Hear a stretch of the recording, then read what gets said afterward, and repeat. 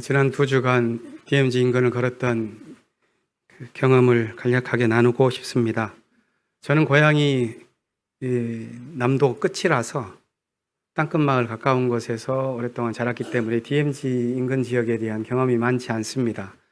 근데 이번에 2주간 걸으면서 DMZ 인근에는 좀 긴 역사의 유적보다는 한국전쟁 당시의 아픔 그리고 분단의 상처가 곳곳에 스며 있다는 것을 보게 되었습니다.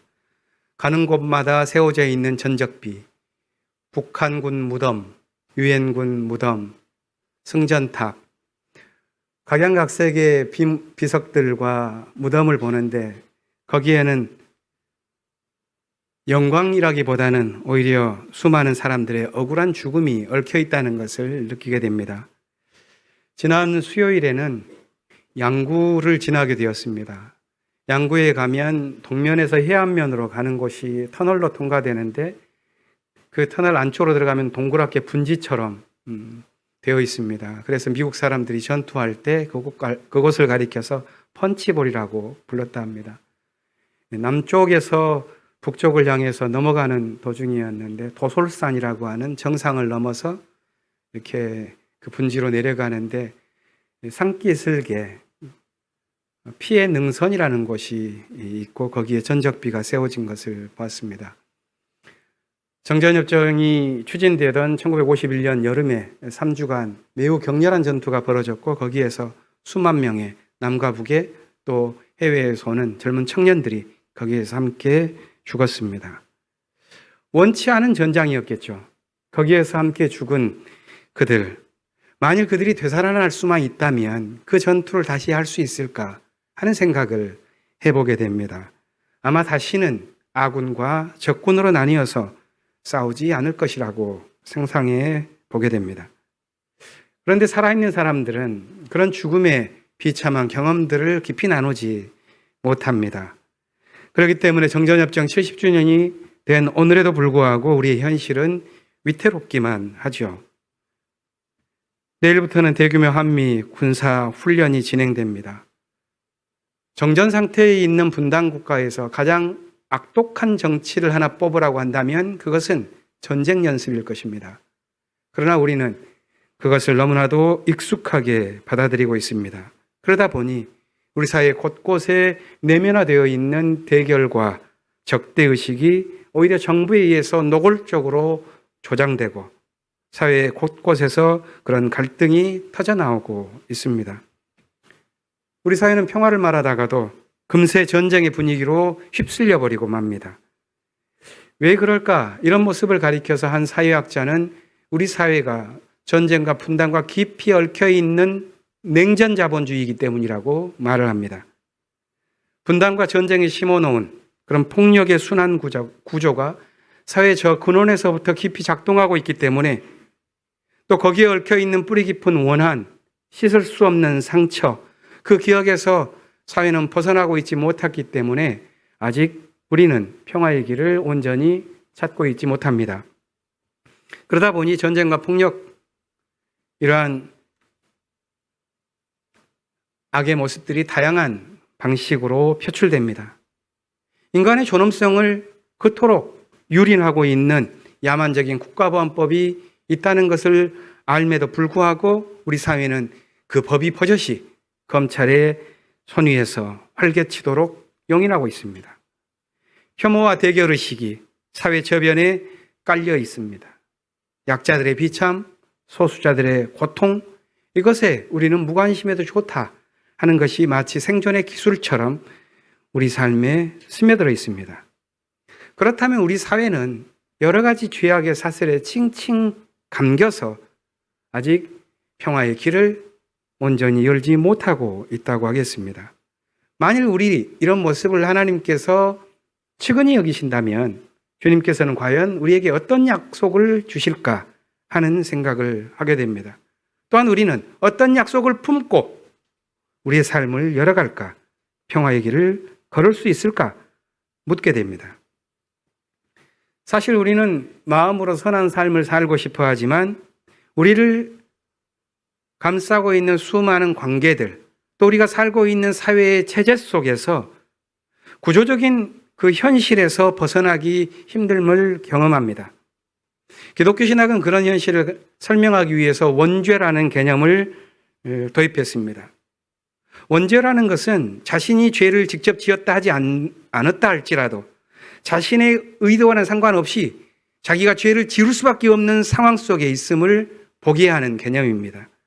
다시 말해서 자기가 어떤 죄된 일을 동의하지 않았거나 또 행동하지 않았다 할지라도 이미 자신의 존재 자체가 죄악의 구조에 깊이 연루되어 있음을 깨닫게 하는 단어가 원죄라는 개념입니다. 바울은 그것을 가리켜서 이렇게 말했습니다.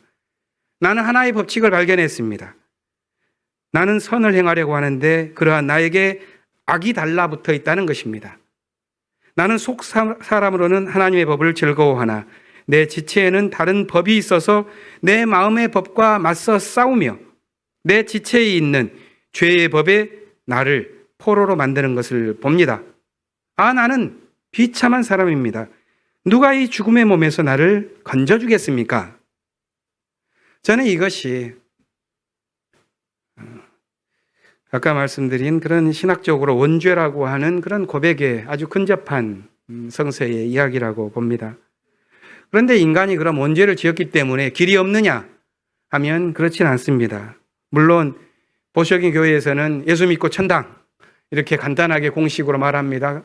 그것이 거짓은 아닙니다. 그러나 그것은 우리가 더 알기 쉽게 풀어야 하고 또 알기 쉽게 풀어가는 과정에 우리가 믿음을 향하여 나아가야 할 삶의 숙제가 또한 있습니다. 바울은 그렇기 때문에 다른 곳에서 이런 놀라운 믿음의 고백을 합니다. 죄가 많은 곳에 은혜가 더욱 넘치게 됩니다. 그것은 죄가 죽음으로 사람을 지배한 것과 같이 은혜가 정의를 통하여 사람을 지배하고 우리 주 예수 그리스도로 말미암아 얻은 영원한 생명에 이르게 하려는 것입니다. 그러니까 바울의 이 고백은 우리가 비록 죄의 법에 묶여 있다고 할지라도 그것이 끝이 아니다. 영원한 생명에 이르게 하는 하나님의 은혜가 우리와 함께한다 하는 것을 말해줍니다. 그렇다면 우리가 살아가는 이 죄악의 현실은 어둠의 경험이지만 다른 한편에서는 새로운 삶을 향한 믿음의 출발점이기도 하겠습니다. 저에게 신학적으로 깊은 영향을 주었던 여성신학자 마조리 수아키라고 하는 분은 인간이 역사를 생명력 있게 살아가는 데 있어서 세 가지 방식으로 은총의 세계를 경험한다고 말을 합니다.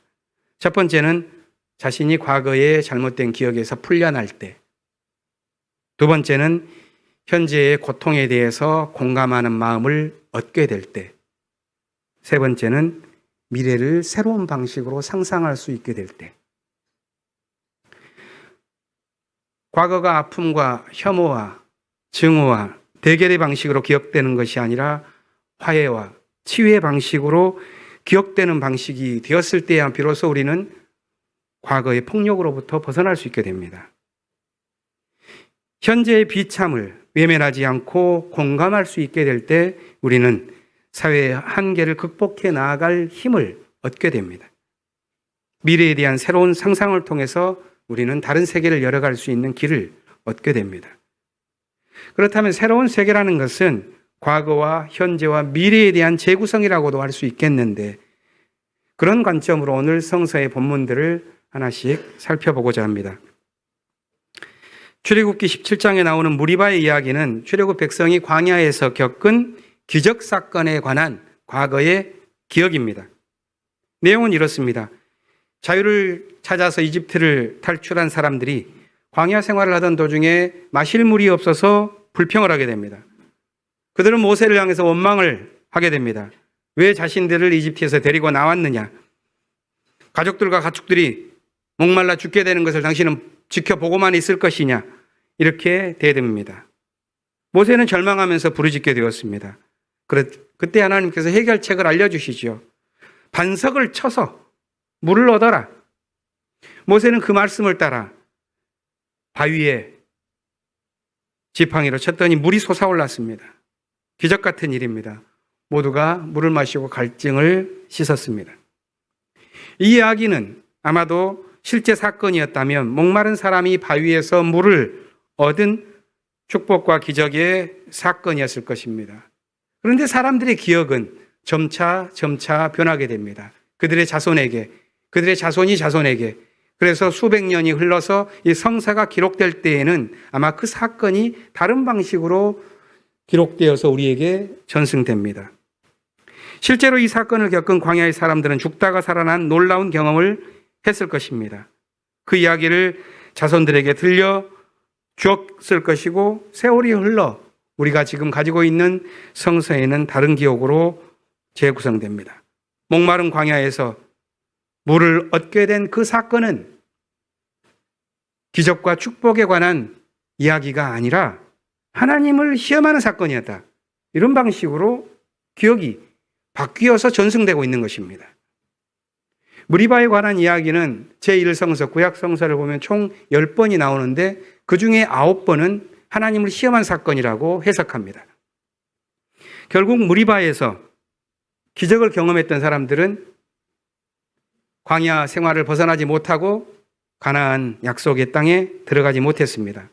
그리고 그 사람들만이 아니라 모세 또한도 이 무리바에서 했던 사건 때문에 가나안 땅에 들어갈 수 없다는 하나님의 평을 듣게 됩니다. 그것이 성서의 기억입니다. 하나님은 그들에게 자유인이 되게 하셨고 정의로운 백성이 되게 하겠다고 약속했는데 아마 그 사이에는 그들이 그 약속에 대한 오용이 있었던 것 같습니다. 어쩌면 그들은 잘못된 선민의식으로 빠져들어갔고 그들이 경험했었던 기적의 세계를 반복하면서 그러한 번영의 삶을 이어가고자 했을지 모릅니다. 성서는 바로 그것을 경고하면서 무리바의 이야기를 재구성해서 우리에게 들려줍니다. 자유인이 되고자 했던 출애굽 백성은 고난으로 채워진 광야에서 기적을 맛보았지만 성서는 그것이 기적에 관한 기억이 아니라 욕망에 관한 기억이었다고 경고합니다. 오늘 우리가 읽은 시편 95편을 보면 8절에서 무리바에서처럼 마사 광야에 있을 때처럼 너희의 마음을 완고하게 하지 말아라. 이것이 성서의 가르침입니다. 우리가 잘 알듯이 기억이라는 것은 모든 과거의 암기가 아니죠. 기억에는 선택적인 망각이 같이 들어가 있습니다. 욕망과 징후로 기억되는 과거에는 자신을 살렸었던 생명의 순간에 대한 망각이 자리 잡고 있습니다. 성서는 과거를 다시 재구성해서 우리에게 그 옛 기억을 들려줍니다. 노예살이에 젖은 사람들이 만족한 기적에 관한 기억 대신 약속의 땅으로 이끄신 하나님이 과연 무엇을 원하셨겠느냐 하는 것을 기억하도록 재구성한 것입니다. 홀로코스트 생존자이자 노벨 평화상 수상자인 작가 엘리 위젤은 아주 젊은 시절에 아우슈비츠 강제 수용소에 끌려간 경험이 있습니다. 자신이 16살 때 어머니와 함께 그리고 세 여동생과 함께 수감되었는데 자신만 살아남았습니다.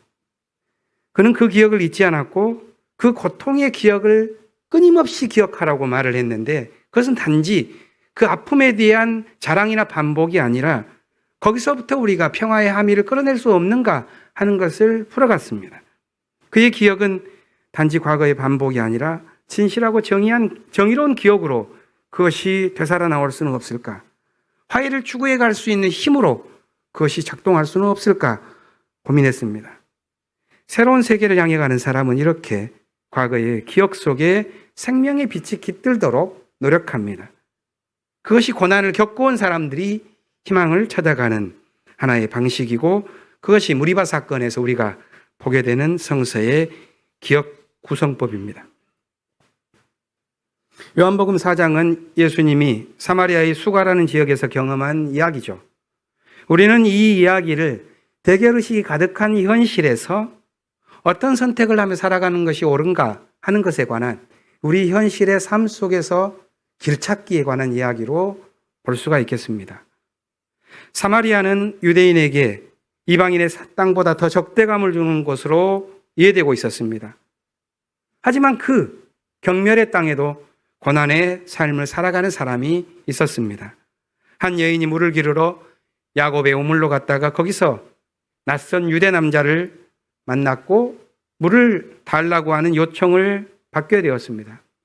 노동에 지친 그녀, 관습에 매여버린 그녀, 그는 부탁을 거절합니다.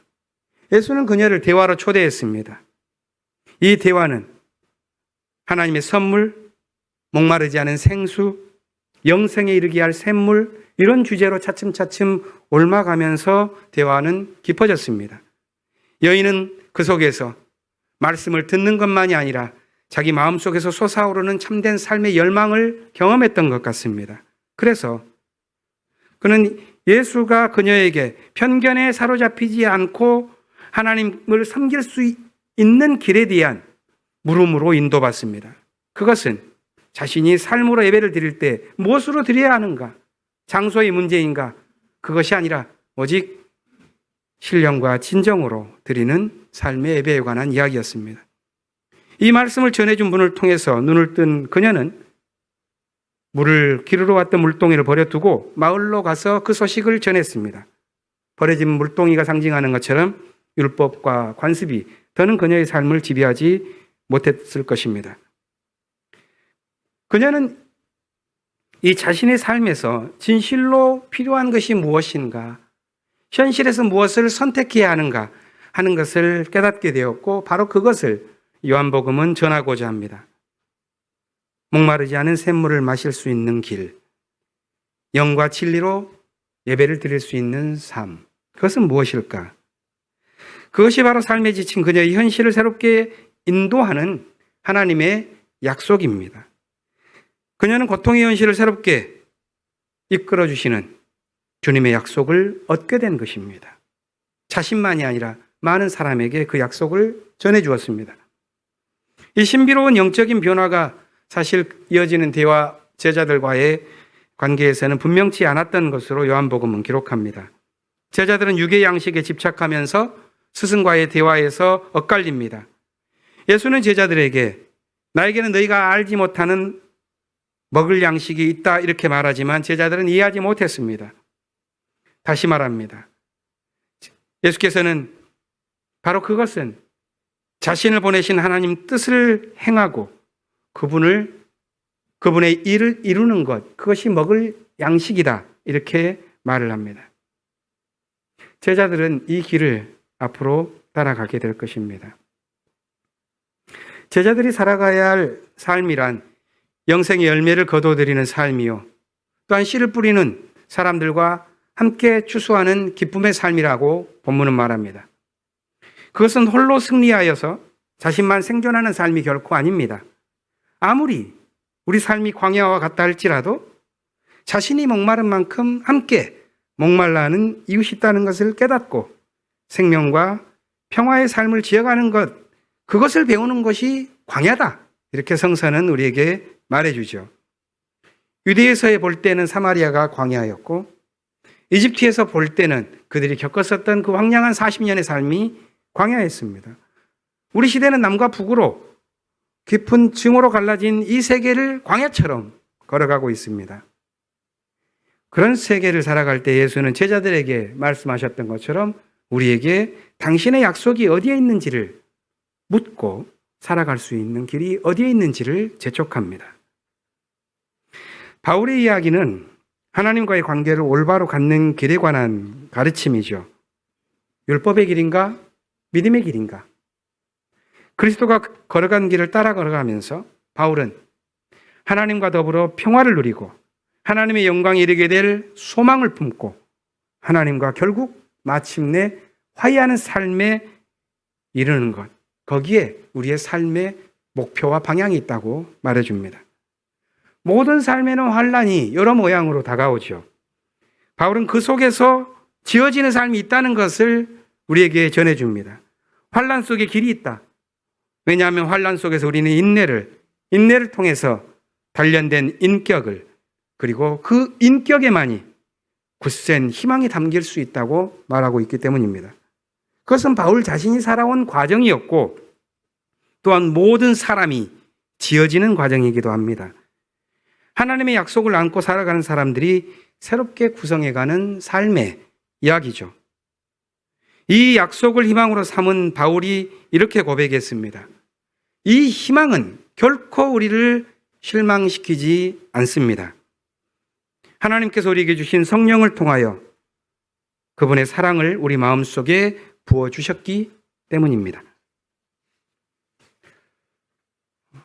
오늘 우리는 어떤 약속을 안고 있습니까?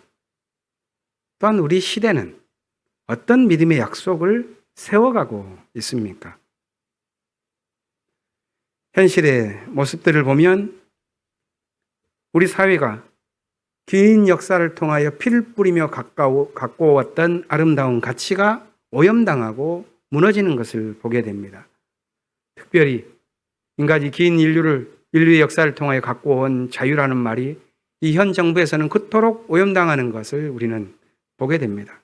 정의는 어떻습니까?